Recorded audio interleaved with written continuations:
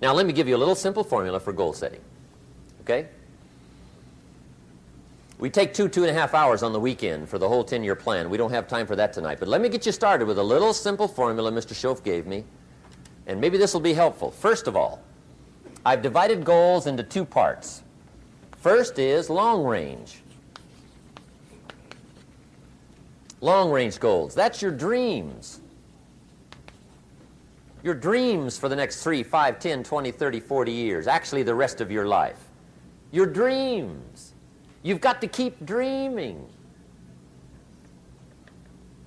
Ronald Reagan, president, said to the joint session of Congress a few weeks ago, "The Republic is a dream. And if we don't keep dreaming, we will lose the Republic." Your better future is a dream for yourself and for your family. Where do you want to go? What do you want to do? What do you want to be? What do you want to see? You've got to dream dreams. There's a Bible phrase that says, without dreams and visions, people perish. You've got to have something to go for that inspires the heart and the soul. Dreams. From the children of Sanchez, it says, take the crumbs from starving soldiers, they won't die. Take the bread from hungry children, they won't cry. But without dreams, we all will die.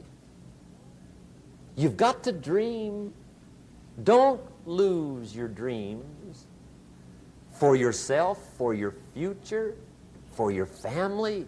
The dreams of love and enterprise and travel and doing things, becoming something unique on your journey here. Don't lose your dreams. Do some dreaming. That's long-range goals. You've got to have those. So that's number one. Here's the second part of goals, short range. Short-range goals. That's your goals for tomorrow, this week, this month, this year, the immediate future. We call these confidence builders.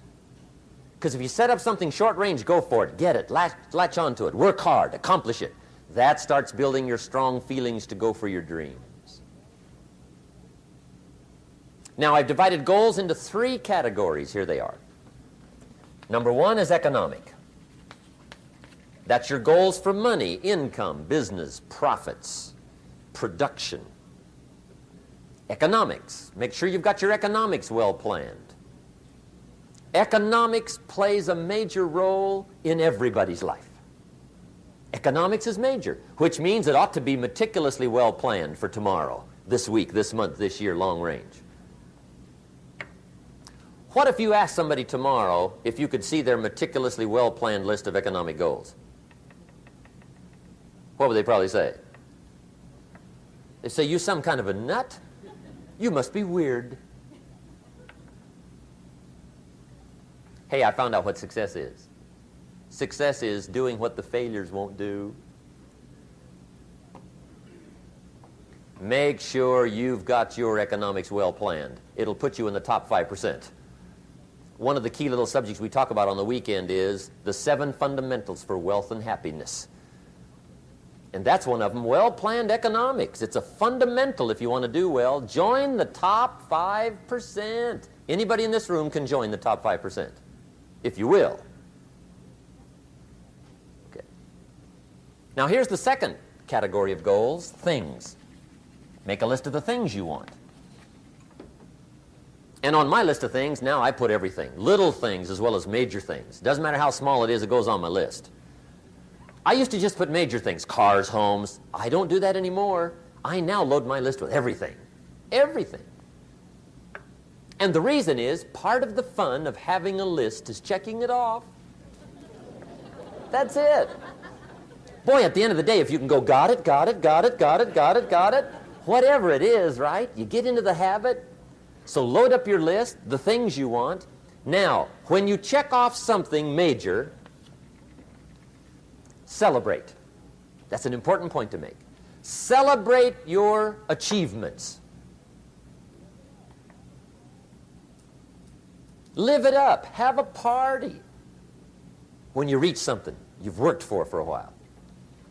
See, we all grow from 2 experiences. One is called the pain of losing. The other one is called the joy of winning. We need both of them. Amplify them as much as you can, which also means make losing painful. If you set up something, fooled around, didn't get it, put it on yourself. On the other side, if you did get it, congratulate yourself. Self-congratulations is a sign of maturity. Seeking congratulations is a sign of immaturity. But hey, winning and losing, see, that's what it's all about. That's the name of the game.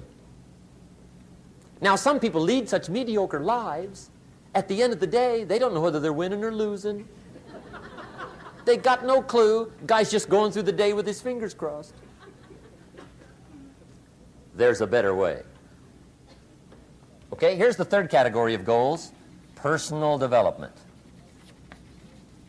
Put those goals together. Personal development goals. That's your goals to be stronger, more decisive, be a speaker, be a leader, learn a language, all kinds of skills.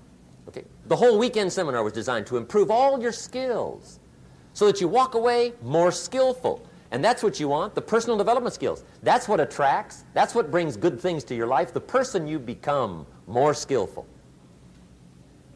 Now, this is quite a package to work on. Economics, things, personal development. For tomorrow, this week, this month, this year, long range. Okay? That'll get you started. Now, here's the simple formula for setting goals. It goes like this. A, work on your goals. That's step one. Work on them. And I've put the word work there deliberately. Setting goals is plain hard work. I don't want to kid you. We haven't come here tonight to kid each other. It's work. I know it's work. That's why a lot of people just let it slide. It's work. Many people work hard on their job, but they don't work hard on their future. They just let that slide. And the work involved is making plans. I know most people don't. I understand that. But don't let that be you. Guy says, well, yeah, you work where I work, but the time you struggle home, it's late. You've got to eat a bite of supper, watch a little TV, get to bed. You can't sit up half the night. Plan, plan, plan. And the guy's behind. Good worker, hard worker, sincere. But you've got to be better than sincere, working hard. You've got to be better than a good worker. You've got to be a good planner. Somebody once wisely said, the people who fail to plan are planning to fail. Well said. So work on your goals. Here's step two. Write your goals down. That's so important. I teach my staff around the world, put your goals in your journal. Because one of the major people you want to study is yourself. Say, here's the list of goals I put together 3 weeks ago. Here's the list of goals I put together 2 years ago. Here's some of the changes I made, rearrangement of my priorities. I scratched these off. I put these on. I've gotten these. Study your accomplishments. Study what your desires are. Put them on paper. Write them down. Here's another reason for writing your goals down. It shows you're serious about doing better. And to do better, you got to get serious. You don't have to be grim, but you must be serious. Everybody hopes things will get better. Everybody hopes. Poor people hope. That ought to tell you something. It means the future does not get better by hope. It gets better by plan. I used to have the affliction called passive hope. It's an affliction. It's bad. Probably what's even worse than that is happy hope. Now that is really bad. That's bad. Happy hope. The guy's 50 and he's broke and he's still smiling. See, that's not good. So get serious about your goals. Put them on paper. Write them down. There's all kinds. His goals, her goals, their goals. Business goals, financial independence goals, family goals. I mean, there's so many things to work on this that if you don't get busy and work on it, sure enough, the time will pass. And sure enough, 5 years from now, you'll wind up where you don't want to be, wearing what you don't want to wear, driving what you don't want to drive, being what you don't want to be. Now's the time to fix it. Now, here's the third step to your goals. Check the size of your goals and the kinds of goals. How big they are, what kind they are, affects you. And here's one of the important phrases of the evening. Your goals are affecting you, whatever they are. Your goals affect your handshake.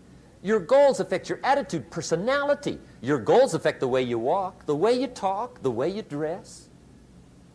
All day long, we're being affected by our goals. Now, some people have goals, but they have such lousy goals. The effect is bad. I asked a guy one time, what are your goals for this month?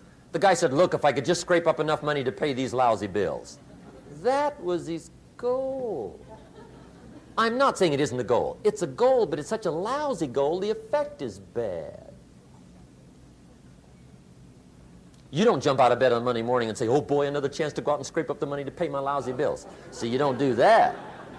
Usually you say, oh, not another Monday.